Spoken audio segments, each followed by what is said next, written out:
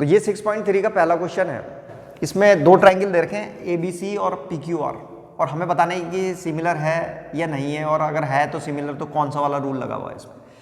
तो हम देखते हैं कि इसमें इसके जो 3 एंगल्स हैं 60, 80, 40 हैं, और इधर से भी 60, 80, 40 हैं, तो मैच कर रहे हैं ये। तो ये एंगल से जो है एंगल से सिमिलर हो रहा है। तो यहाँ पे लिख देंगे ट्रायंगल ABC सिमिलर है ट्रायंगल PQR के। और कौन सा रूल लगा इसमें? एंगल, ऐसे करके लिख देंगे। इसको लिखते समय एक चीज़ ध्यान रखनी चाहिए हमको, हम ऐसे नहीं लिख सकते थे कि ट्रायंगल ABC सिमिलर है ट्रायंगल, कुछ भी लिख दिया QPR, ऐसे नहीं लिख सकते इसको। ऐसे लिखना गलत है। ऐसा लिखना क्यों गलत है? इसलिए गलत है क्योंकि एंगल A के साथ उसी का क्रॉसपॉन्डिंग एंगल आना चाहिए जो उसके इक्वल है। तो यहाँ पे ठीक है, ये एंगल A कितना था 60, तो उसके साथ जो है 60 वाला ही एंगल आना चाहिए, तो ये ऊपर वाला सही है बिल्कुल, ऐसे लिखना आना चाहिए और ऐसे ही लिखना है। तो ये था क्वेश्चन नंबर इसका फर्स्ट पार्ट। अब सेकंड वाले को देखते हैं। 6.3 के क्वेश्चन नंबर फर्स्ट का सेकंड पार्ट है। इसमें फिर से दो ट्रायंगल दे रखे हैं ABC और PQR। इस बार हमें साइडें दे रखी हैं, AB 2 है, AC 3 है और BC 2.5 है। यहाँ पे हम देखें तो PQ 6 है, PR 5 है और QR जो है 4 है।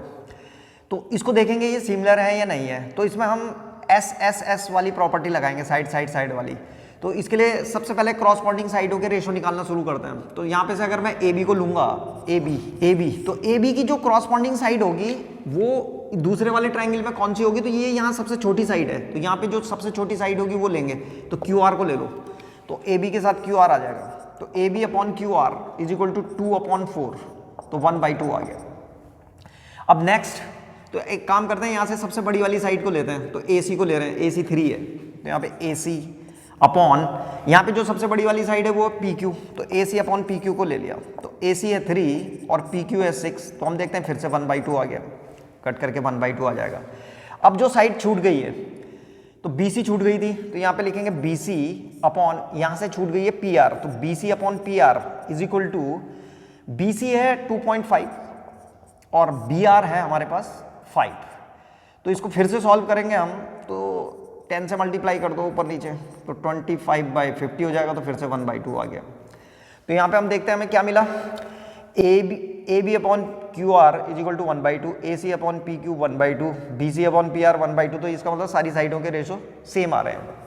यहाँ पे लिख दो AB upon QR is equal to AC upon PQ is equal to BC upon PR।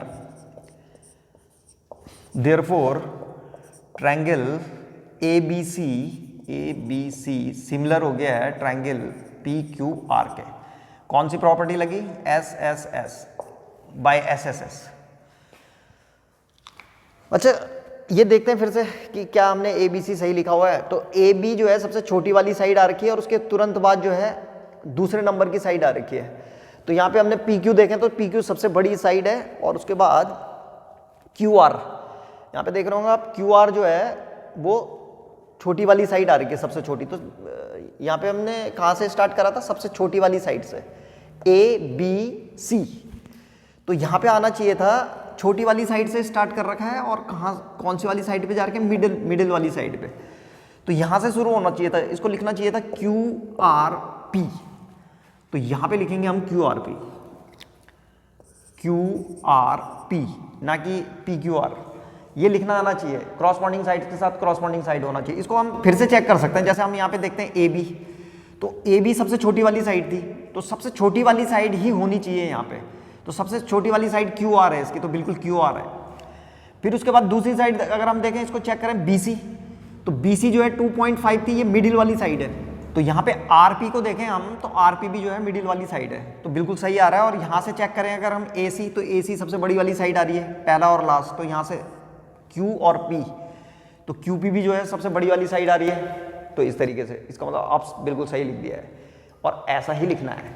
अब ये थर्ड पार्ट, तो थर्ड पार्ट भी जो है किसकी तरह है? बिल्कुल सेकंड वाली की तरह। इसमें साइडें दे रखी हैं, तो चेक करते हैं। इसमें सबसे छोटी वाली साइड है ये 2, तो यहाँ पे MP और MP के साथ यहाँ पे सबसे छोटी वाली साइड है 4, तो इसके साथ DE को लग दिया, DE। तो ये हो जाएगा हमारे पास 2/4, 1/2 आ गया। अब सबसे बड़ी वाली साइड को रख रहे हैं, तो सबसे बड़ी वाली साइड 3 है यहाँ पे LP, तो यहाँ पे लिख दिया LP, और यहाँ पे सबसे बड़ी वाली साइड है DF, तो LP upon DF is equal to 3/6, तो ये फिर से 1/2 आ गया। अब जो बच गई है साइड, तो यहाँ से LM बची हुई है, LM अपॉन यहाँ से बची हुई है हमारे पास EF, तो EF, तो LM है हमारे पास 2.7 और EF है 5, तो इसका हम अगर रेशो निकालें हैं तो ये आ जाएगा 27/50, ये तो ये इक्वल नहीं आ रहे हैं। इसमें क्या हो रहा है कि PM यहाँ पे क्या आ रहा है हमारे पास MP/DE is equal to LP/DF but is not equal to LM/EF, LM/EF, तो ट्रायंगल इज नॉट सिमिलर।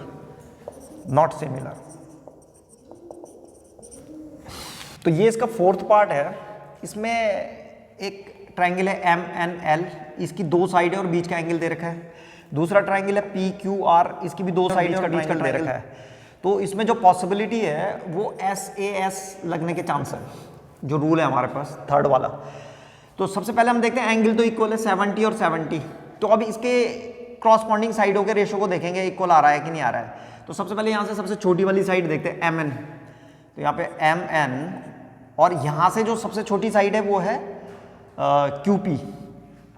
यहाँ से MN ले रखी, तो यहाँ से हमने QP को ले लिया, तो MN/QP, तो इज इक्वल टू MN है 2.5 और QP था यहाँ से 5, तो इसको सॉल्व करेंगे तो 25/50 हो जाएगा। ये 10 से ऊपर नीचे मल्टीप्लाई करके डेसिमल हटा दिया तो 1/2 आ गया। अब दूसरी वाली साइड को चेक करेंगे, जो बड़ी वाली साइड है, तो यहाँ से है ML, और यहाँ से दूसरी वाली साइड है QR, तो QR, तो ML की वैल्यू है 5 और यहाँ से QR है 10, तो 1/2, तो बिल्कुल मैच कर गया ये। MN, अब यहाँ पे लिखेंगे हम MN/QP is equal to ML/QR आ गया। एक तो ये आ गया है, और एक जो है इनमें एंगल इक्वल था, ये वाला 70 था तो ये वाला भी 70 है। तो दो साइड, अगर दो साइडों का रेशो और उनके बीच का एंगल मैच कर जाता है तो ट्रायंगल सिमिलर होता है। तो यहाँ पे लिख देंगे देयरफॉर ट्रायंगल